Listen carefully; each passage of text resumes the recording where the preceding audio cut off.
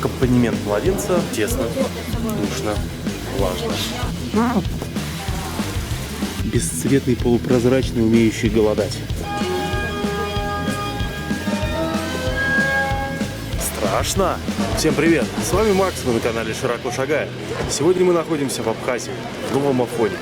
Места святые, удивительно великолепные. Но приехали мы не ради монастырей, а, как водится, ради единственного на всю страну Абхазию метрополитена, который проходит именно здесь, в этой горе, и подвозит туристов от входа в зал, где начинается экскурсия по пещере, и забирает из зала, где эта экскурсия заканчивается.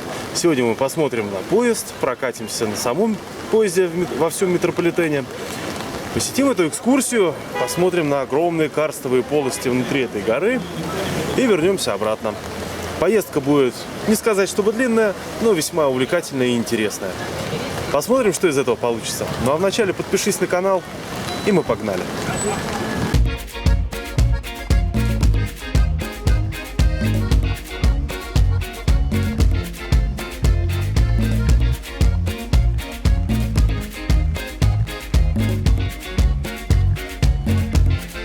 Сейчас, друзья, мы находимся в нетуристической части.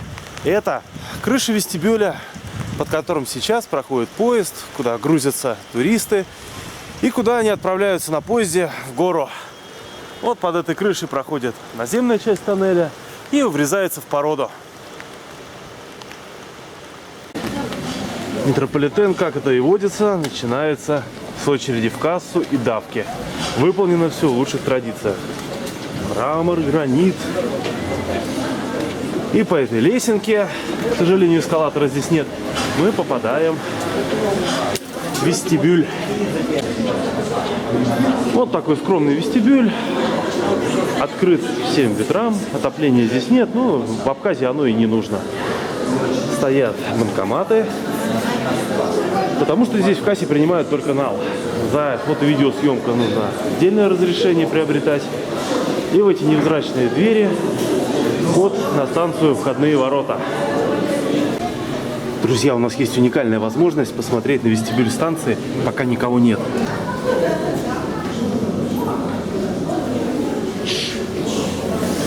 Вон там ЧОП, но нас не запалят.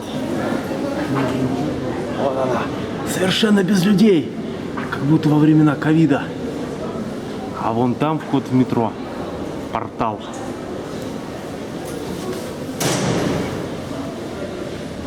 Так, нас палят, шухер. Из интересных особенностей можно отметить, что контактный рельс располагается внутри колеи, а не где-то сбоку. На станции он закрыт кожухом, и поезд якобы проходит на аккумуляторах. А в тоннеле, вот он появляется, напряжение 300 вольт. Турникеты, входная рамка металлоискателя. Но это же метрополитен, а не абы что. Посмотрите, какое интересное оформление станции. Есть и цветное панно, и будка охранника. Собственно, охрана вон и бдит. А для тех, кто только ожидает свой поезд, установлены такие прикольные деревянные лавочки. Ну вот мы на них с вами присядем и подождем нашего времени. Метрополитен построен в 1975 году, имеет общую длину 1,2 километра. 3 станции. Мы сейчас находимся на первой, входные ворота. Есть еще 2, схемку вставлю. Колея всего 900 мм. Напряжение, как я и говорил, 300 вольт. Подвижной состав 3 состава и 1 электровоз АРП-8, который используется, пока электровозы тех поездов находятся в ремонте. Первые 2 поезда работали с самого начала, с 1975 года. Контактно-аккумуляторные поезда советской постройки под названием «Турист». Они проходили ремонт и работали до совсем недавнего времени. Однако потом эстафету принял электропоезд Рижского вагоностроительного завода. И это уже совсем новый век. Двери имеют привод. Машинист, ведя поезд от начальной станции, сидя спиной по ходу движения, наконец-то имеет возможность контролировать состояние пути перед ним. На хвостовом вагоне установлена камера, а в кабине есть монитор, куда она передает изображение. Метрополитен стал еще безопаснее. Вообще, ребят, сегодняшний день идеален для посещения метрополитена, ну и, собственно, самой пещеры в целом. На улице прохладно, идет дождь, температура около плюс 6 градусов. В пещере может быть даже теплее, там 7-8. Так что будет интересно. Ну а пока ждем. Вот у нас происходит погрузка уважаемых. Вот мы видим дублерскую сидушечку с одной, с другой стороны. И здесь можно видеть мониторы. Также снаружи есть камера бокового обзора. А вот на этом мониторе камера с хвостового вагона. А вот так выглядит кабина самого современного метропоезда Абхазии. Кресло машиниста. Незамысловатый пульт управления и камера с хвостового вагона. Дима, здесь не все. Дима, еще полтинник.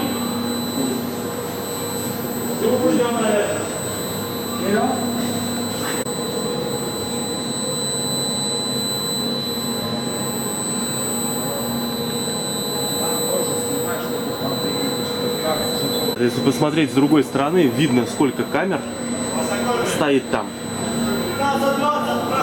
И представляете, каждый вагон с видеонаблюдением. Безопасность. Органы управления намного проще. Что там? Газ, тормоз. У нас есть такой экран со всеми параметрами. Сигнальные лампы, тумблера, амперметры, вольтметры. А этот писк — это от чего-то статического преобразователя, который наверняка здесь стоит. Потому что толчков никаких при разгоне, при торможениях нет. Ну, естественно, шильда завода. Рижский вагоностроительный. И контроль дверей. Турникеты. Здесь сидят контролеры, которые проверяют билеты, чтобы все соответствовало своему времени. Вот у нас жоксы. Сцепка максимально простая, жесткая. И кожух контактного рельса.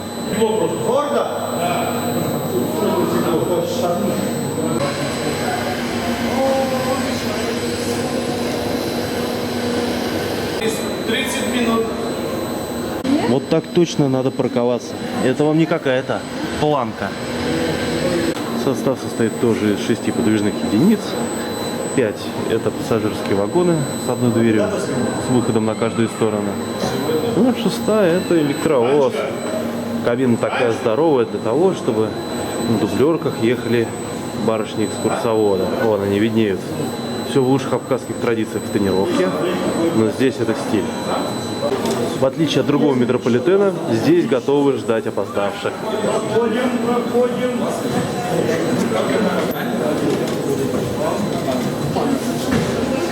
Передавайте привет прошлогодним туристам. Скажите, я их не забыл.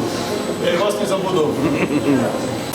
Сейчас загрузятся последние пассажиры, провожая поезд, и пойдем за нашим рыжим компаньоном.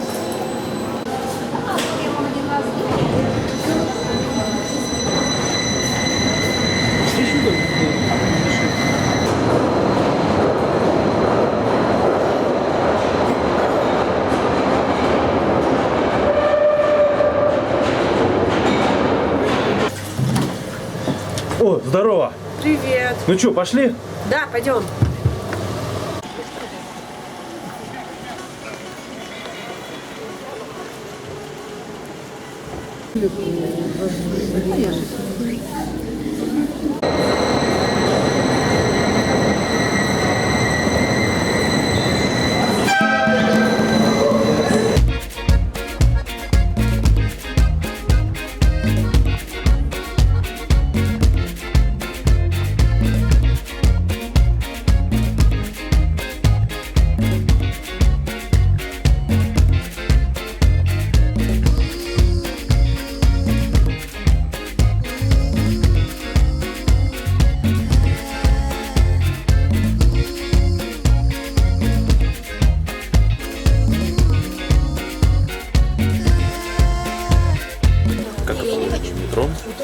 Тесно, душно, влажно.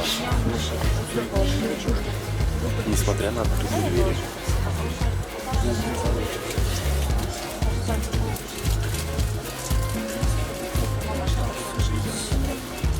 тут интересная особенность. В этом метрополитене в ходу 4-гранки.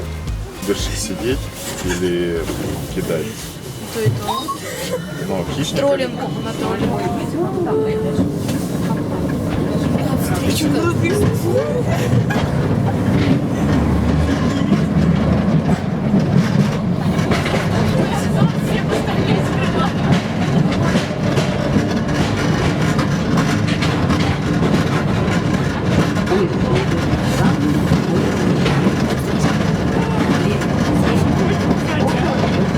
Ты видела, там рельсы сходят, падают, и здесь может упасть.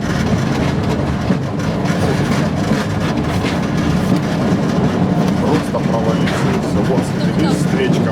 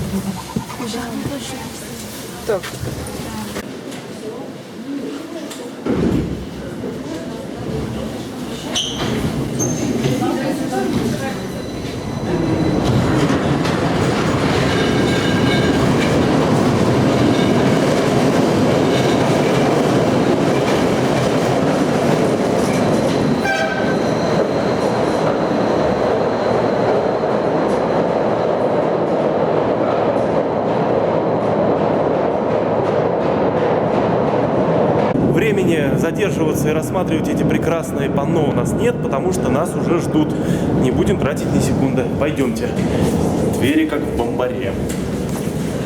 Вот такой вот вход экскурсии. Все закрыто, враг не пройдет. Ну а нам с вами туда.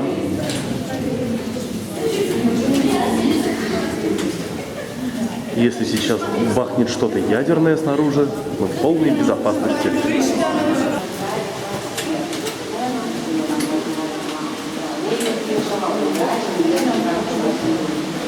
Правила поведения. Основа у нас групповой. Отходить от группы, курить, трогать естественное образование. Продолжительность нашей экскурсии – час 20. Протяженность маршрута – 1,5 километра. Влажность 100%.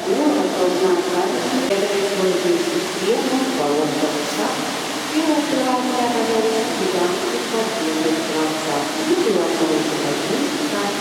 завихрения. 1965 год строительные работы по благоустройству. А вот нам любезно подсветили вот это подземное озеро.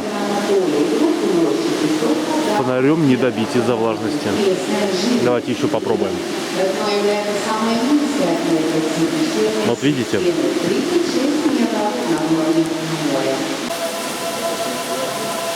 Слышны абхазские мотивы, очень атмосферно. В общем, когда-то вот эта пещера, когда она не была исследована, являлась какой-то бездонной убер-дырой на поверхности. И вот в 60-х годах отчаянный смельчак спустился на дно. Это самое дно подсвечено красным цветом. Рискну предположить, что он спустился вот оттуда вот. Вот там виден пролаз. И вот сюда, в это место он попал. Представляете, как он охренел, когда увидел вот-вот. Вот это вот. Вот люди для размера. Нормально?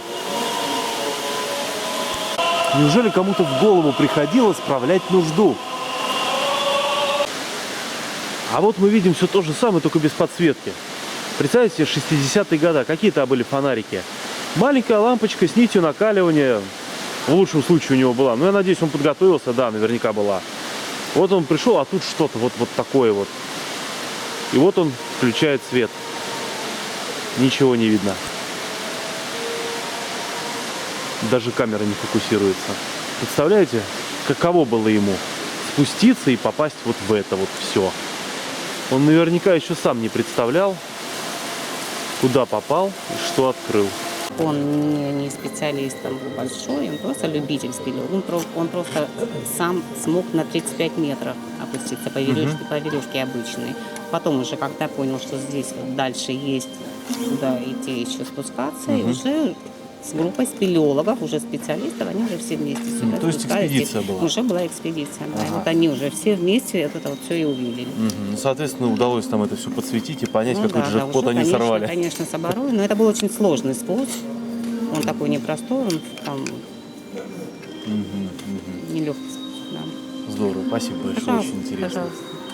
А вот и подземный водопад, нештатный. Дорога туда перекрыта, сделали отмосточку, чтобы вода уходила туда и далее в породу. Ё-моё! Ребят, это оттуда.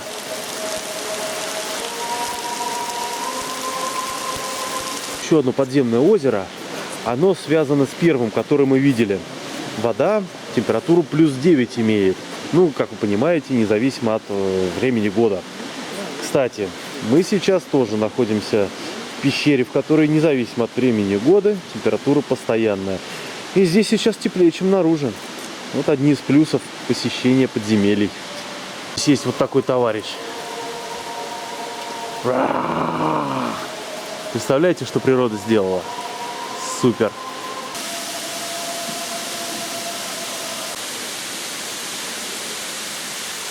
Здесь мы с вами видим гигантскую 15-метровую кальцитовую глыбу. Как она появилась? Вон из того отверстия. Вон она. В дожди стекает вода и попадает прямо сюда. Вода, проходя через почву, обогащается кальцитом. Разбиваясь о горб вот этого уже образования, часть воды отсекается, часть кальцита остается. По подсчетам спелеологов, вот эта дура вымахивает где-то на 1 миллиметр в год. Ну а дальше вода течет вот в такие вот красивые озера. Посмотрите, прозрачнейшая ключевая вода. Эх, испить бы ее. А вот здесь еще какая-то хреновина растет. Про это, кстати, там не говорили. Растения.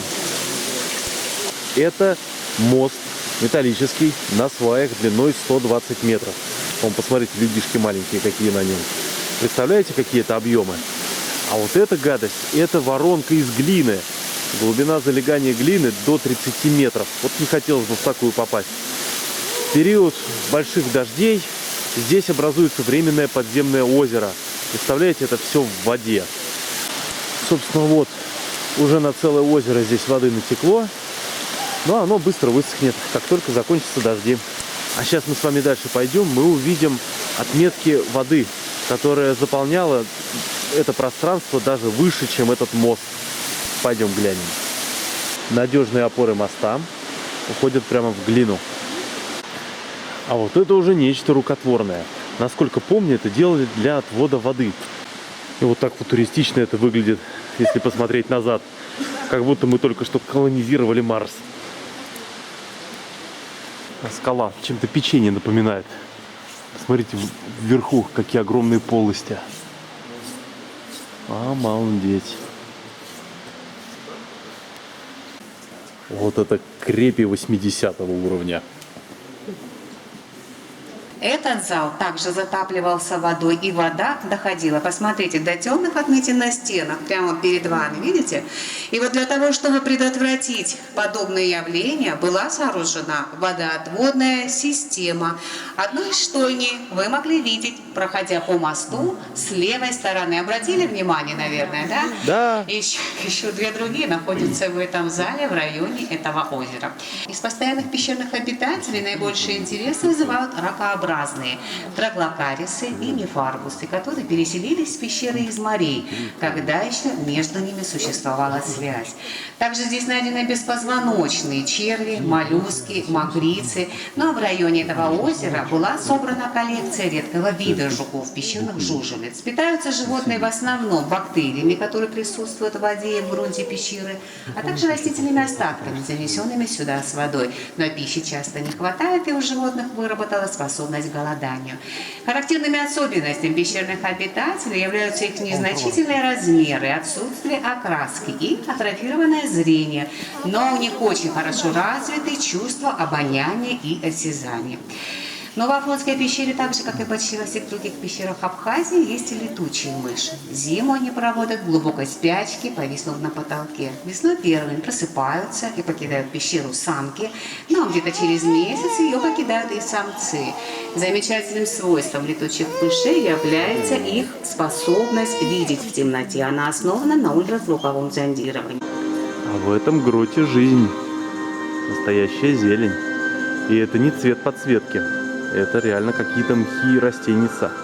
Ну а вот здесь царство сталактитов, сталагмитов. Миллионы лет природа все это создавала. Вот как-то так.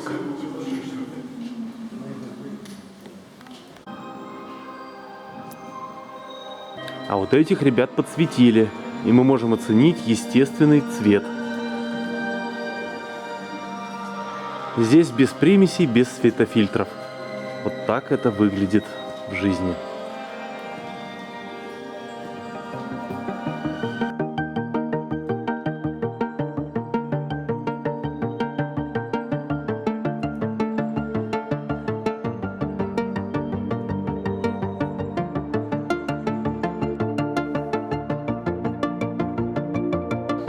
Чуваки, а вот мы видим настоящего подземного жителя.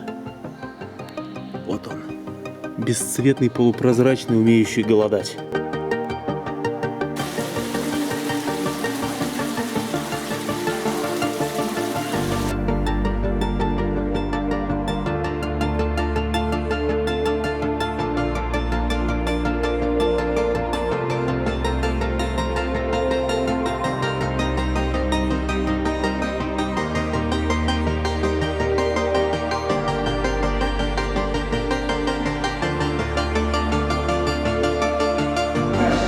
А это сталагнат.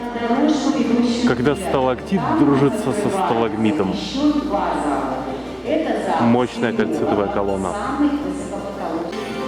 Вот такая здесь есть интересная сувенирка. Миллионолетнее наследие матушки природы.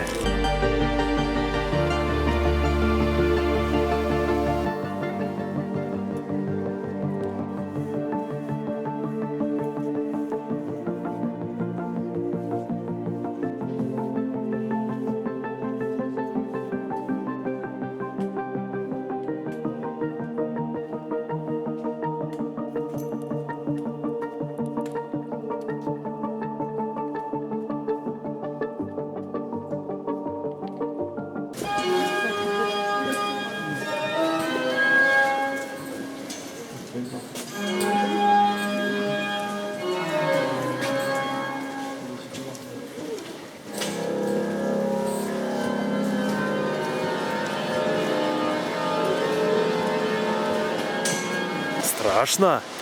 Подписывайся на канал.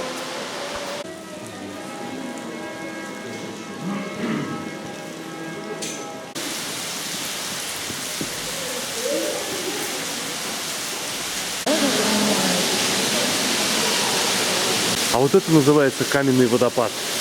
Если по 1 миллиметру в год. Представляете вообще, сколько по времени это все создавалось?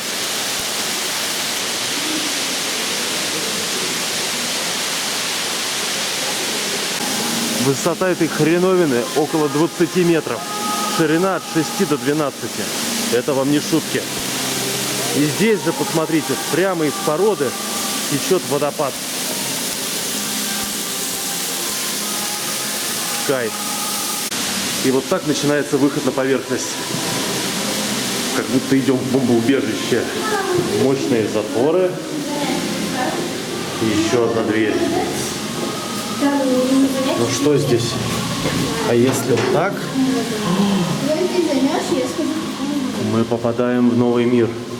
Помните, как тоннели Доктора Зло? Вот что-то, нечто подобное сейчас. Стараемся идти первыми. Нам на хвост уже сели люди. Хотим первыми заснять станцию. Что считаешь, Вика?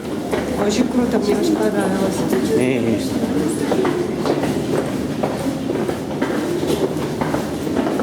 Я вообще боюсь очень подземелья, но тут мне не страшно.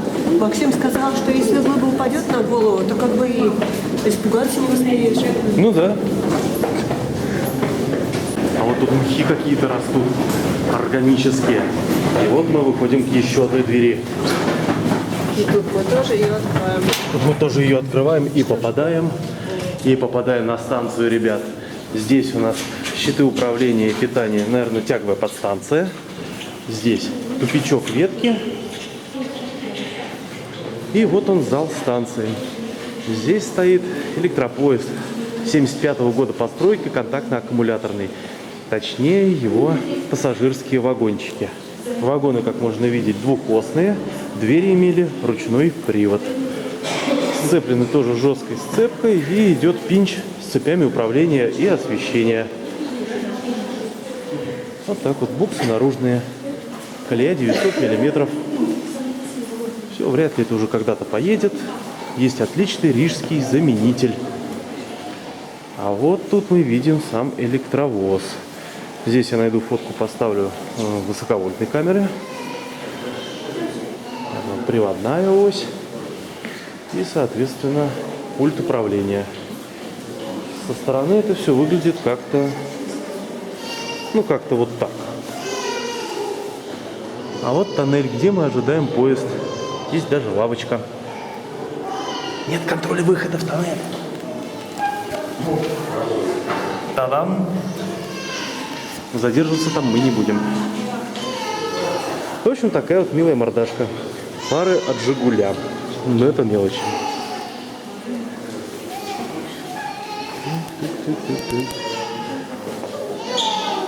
Да, пульт проще некуда. Сиденье. Но оно есть. Достаточно комфортное. Автоматы. И, похоже, контроллер управления. Так что под аккомпанемент младенца будем ждать наш поезд наверх.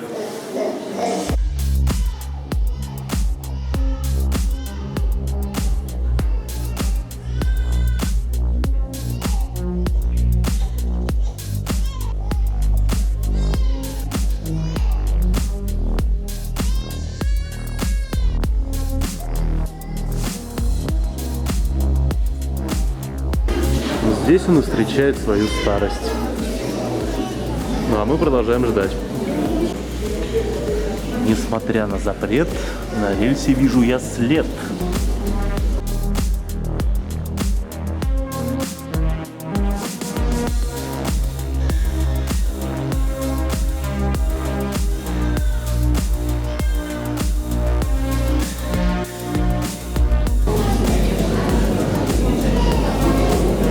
Вот он и прибывает.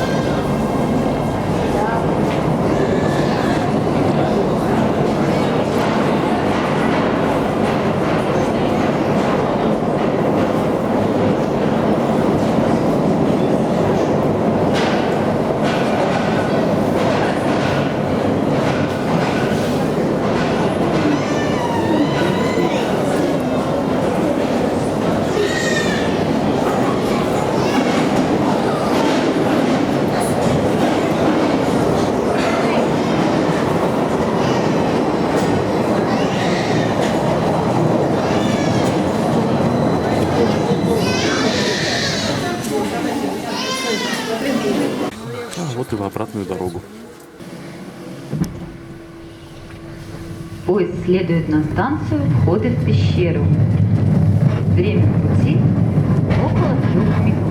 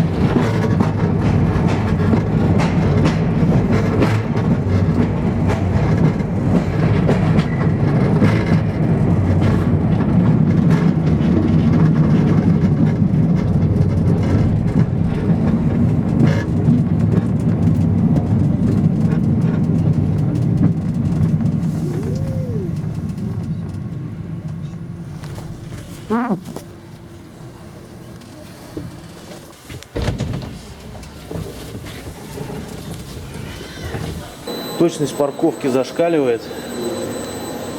И ведь он не коснулся, представляете? Ну а здесь всякие подсобные помещения. Там раньше было депо, но сейчас нет. Вот такая красота. Экскурсоводы едут в кабине. У них там есть специальные сидушечки аккуратные. Ну, там не так душно, как в остальных вагонах. Ну, а на этом у меня все. Поезд принимает новых пассажиров и отправляется в очередной рейс. Спасибо, что оставались. Надеюсь, вам было интересно. Не забывайте подписываться на канал. С вами был Макс. Всем пока-пока. Если он согласится.